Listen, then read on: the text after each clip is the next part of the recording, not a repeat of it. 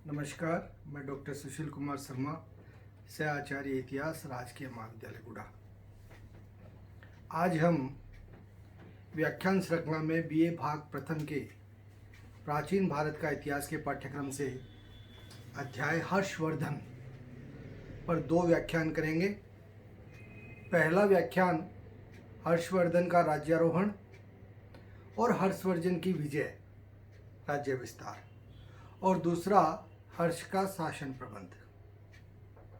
तो हम पहले व्याख्यान की ओर बढ़ते हैं कि हर्ष जो था उसका राज्याभिषेक 606 ईस्वी में हुआ और वह थानेश्वर का राजा बना। उसकी प्रारंभिक स्थितियां जो थी वह समयानुकूल और उसके पक्ष में नहीं थी।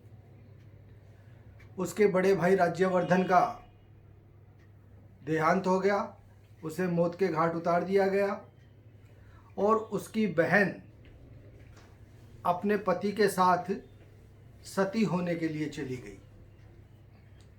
जब हर्ष सत्तासीन हुआ, जो कि वो प्रारंभ में नहीं चाहता था, फिर भी राजा बना, तो राजा बनते ही उसने सबसे पहले यह शपथ ली कि जिसने राज्यवर्धन की हत्या करी है वो कौन थे? शशांक, गौड़ प्रदेश के शासक शशांक, उसको। और उसने कहा कि गौड़ों को मैं इस समूल धरती से पूरी तरह समाप्त करूंगा, मेरी बहन को खोजूंगा। और उसने अपनी बहन को जंगली जातियों के समूह की सहायता से विंध्याचल की श्रृंखला में खोज लिया और उसके बाद में उसने अपना राज्य विस्तार प्रारंभ कर दिया। सबसे पहली विजय भी उसने शशांक पर करी, क्योंकि वह व्यक्तिगत रूप से उसकी क्षति चाहता था। कामरूप के शासक भास्कर वर्मन ने इसमें इसकी सहायता की और शशांक को उसके द्वारा पराजित कर दिया गया। पहली उसकी बड़ी सफलता ये रही।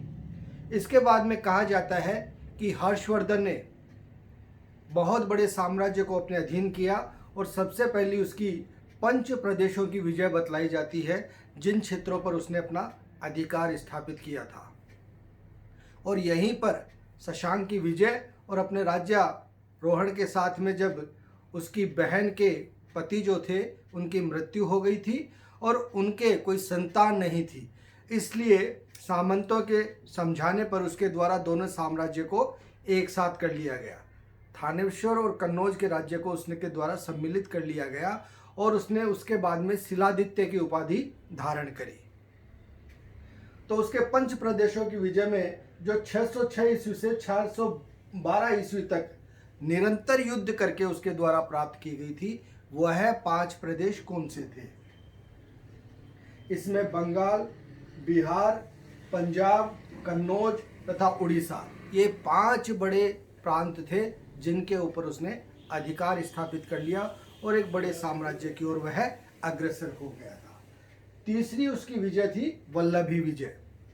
देखिए, वल्लभी जो था गुजरात का एक बहुत ही समृद्ध राज्य था। गुजरात क्षेत्र का बहुत बड़ा समृद्ध और शक्तिशाली शासक वहाँ पर ध्रुवसेन द्वितीय शासन कर रहा था। यहाँ पर एक युद्ध के अंदर उसके द्वारा वल्लभी के शासक को पराजित कर दिया जाता है और पराजित करने के बाद में उसके द्वारा इस क्षेत्र को अपने अधीन कर लिया जाता है। उसका अगला जो युद्ध था वह था पुलकेशिन द्वितीय से।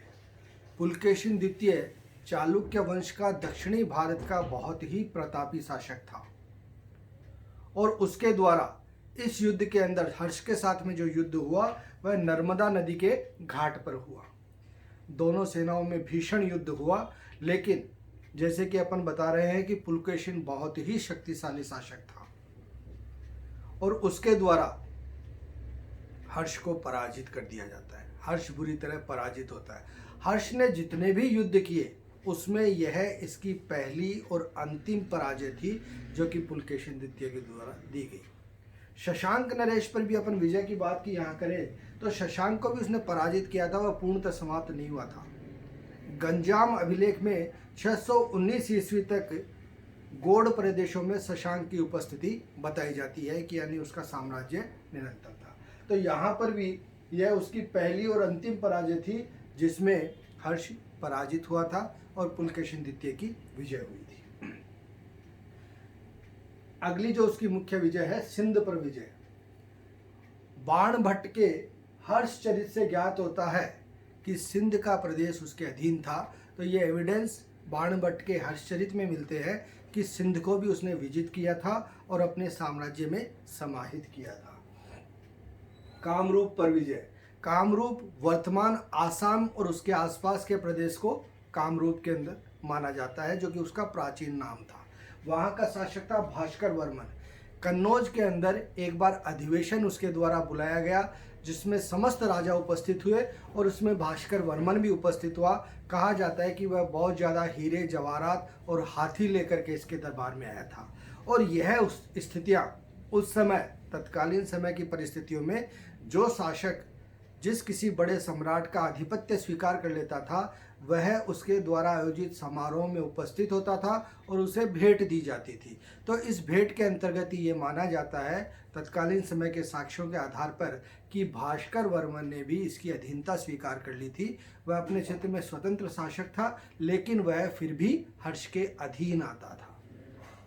इसलिए कामरूप के क्षेत्र पर भी उसकी विजय या कामरूप का क्षेत्र भी उसकी सत्ता के अधीन बताया जाता है। अगली जो विजय थी नेपाल पर विजय। नेपाल पर विजय के जो साक्ष्य हैं, उन साक्ष्यों के आधार पर ही उसकी विजय बताई जाती है, लेकिन आधुनिक इतिहासकार इसको तर्कसंगत नहीं मानते हैं। दो एविडेंस वहाँ पर मुख्य रूप से किए जाते हैं कि पहला जो एविडेंस मिलता है कि हर्ष की बर्फीले प्रदेशों पर विजय बताई गई है, और यह जो बर्फीले प्रदेश थे वह बर्फीले प्रदेश नेपाल के रूप में माने गए हैं। इस कारण भी पहला एविडेंस ये मानते हुए उसकी ये बात को कहा गया है कि नेपाल पर हर्ष का अधिकार था। और दूसरा जो मुख्य माना जाता है कि नेपाल के जो नरेश थे अंशु वर्मा, उनके द्वारा हर्ष संवत को अपनाया गया था। इसे एक मजबूत आधार के रूप में माना जाता है, क्योंकि कोई शासक किसी के अधीन होता था तभी वह उस संवत को आगे चलाता था। अक्सर ऐसा देखा गया है। तो उस आधार पर भी यह माना जाता है कि यह जो व्यवस्था थी अंशु वर्मा के द्वारा हर्ष संवत की, वह भी ये बताती है कि नेपाल पर हर्ष का अधिकार था। लेकिन आधुनिक इतिहासकार इसको सही नहीं मानते हैं और इस व्यवस्था को स्वीकार नहीं करते हैं। नेक्स्ट उसकी बड़ी विजय में है कश्मीर विजय। यहाँ पर भी देखिए दो एविडेंसेस मजबूत मिलते हैं। एक तो बाण के हर्षचरित तथा कल्हण की राजतरंगिणी से पता चलता है कि कश्मीर हर्ष के राज्य में था।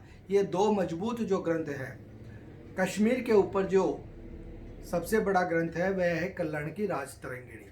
उसमें भी हर्ष की विजय बताई गई है कश्मीर के ऊपर, और बाण द्वारा रचित हर्षचरित में भी उसकी विजय बतलाई गई है। तो ये दो आधार, मजबूत आधार इस बात को कहते हैं कि कश्मीर का राज्य हर्ष के अधीन था। और दूसरा, चीनी यात्री हेनसांग के यात्रा विवरण में कश्मीर के शासक जो तत्कालीन समय थे, उन्होंने एक बुद्ध का स्मारक इसको प्रदान किया था। यह भी एक बड़ा आधार मानते हैं कि तत्कालीन समय उस शासक के द्वारा एक बड़ी भेंट दिया जाना, क्योंकि बुद्ध का भेंट उसके लिए बहुत बड़ी भेंट थी, वह प्राप्त होना भी कश्मीर के शासक का हर्ष के अधीन होना बतलाता है। तो ये दो मुख्य एविडेंसेस थे, उसके आधार पर अपन कह सकते हैं कि कश्मीर का राज्य भी उसके अधीन था। अब हर्ष की अंतिम विजय, गंजाम विजय। हर्ष ने 606 ईस्वी में अपना शासन प्रारंभ किया। 648 ईस्वी में उसकी मृत्यु बताई जाती है। और यहाँ पर कहते हैं कि हर्ष ने अंतिम विजय जो है वह 643 ईस्वी में गंजाम की करी थी। गंजाम का क्षेत्र उसके द्वारा अंतिम रूप से विजित किया गया था। एक बहुत बड़े क्षेत्र पर उसका शासन स्थापित हो गया था। अगर विदेशी स्थितियों से उसकी चर्चा करें तो चीन और फारस के साथ उसके बहुत ही अच्छे संबंध थे। यहाँ से वहाँ उनके राजदूत आते थे और इसके राजदूत भी वहाँ पर जाते थे, यानी कि चीन और फारस के साथ में उसके मैत्रीपूर्ण संबंध भी बतलाए गए हैं, जो कि उसकी राजनीतिक पारंगतता को दिखलाते हैं। अब उसके साम्राज्य में क्या मुख्य हिस्से आ गए थे। हर्ष का साम्राज्य उत्तर में हिमालय से लेकर दक्षिण में नर्मदा नदी तक तथा पूर्व में कामरूप से लेकर पश्चिम में अरब सागर तक विस्तृत था। एक बहुत बड़े क्षेत्र पर उसके द्वारा शासन किया गया था।